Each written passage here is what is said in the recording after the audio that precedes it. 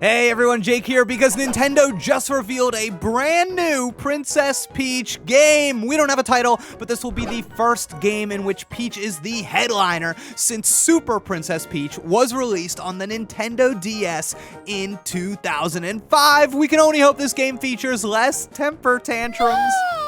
Anyways, let's talk about what we can expect from the gameplay. It's a 2.5D game, largely a side-scroller, but we do see Peach venture up and down the stage a bit, so there's definitely some nuance to the movement. Interestingly, Peach never jumps in this entire sneak peek.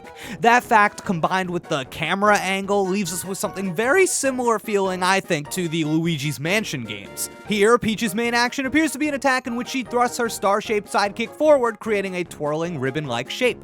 That ribbon shape reappears when Peach somehow forces this tree's flowers to bloom, opening up a secret entrance.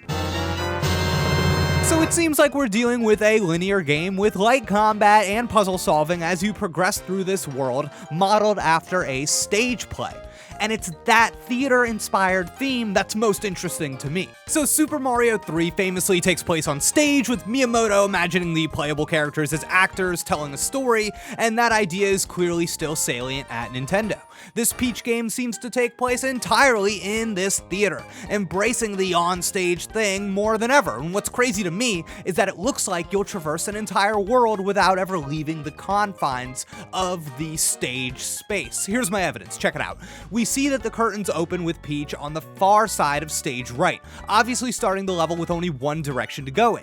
Later, we get a look at the far end of stage left, which to me looks blocked off, and you can even see what's going on backstage a bit. So these are your confines. It seems crazy, but the explorable area, it looks like it's just this box, and what's on stage will develop, change, and transform continuously as you proceed in the adventure. So your physical place doesn't ever really change, but everything around you does.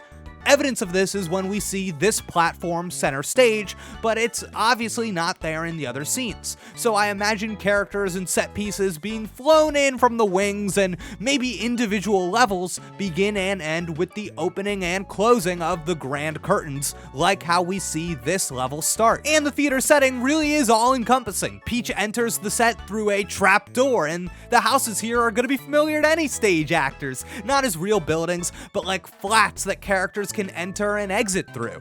Backdrops and scrims occupy the background, and lighting changes can completely change the vibe of a scene. We keep Peach on a spotlight, but you can see the light here change. Is it because it's nighttime, or are we just focusing on the drama of the upcoming fight? Who knows?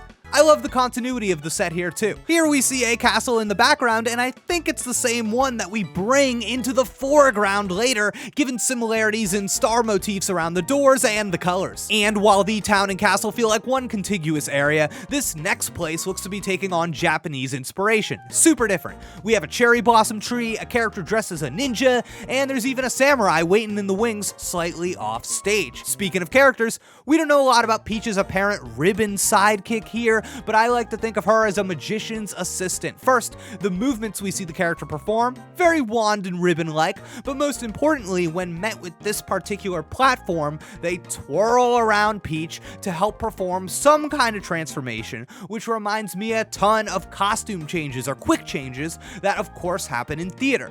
It's unclear exactly what abilities this transformation will give Peach, but given the area in which this takes place, it's surrounded by villainous thorns, so it's not hard to imagine that whatever power she gets will help clear the stage of them. I think it's worth pointing out too that the platform Peach stands on to do the transformation is the same shape as our ribbon friend, signifying her connection and importance.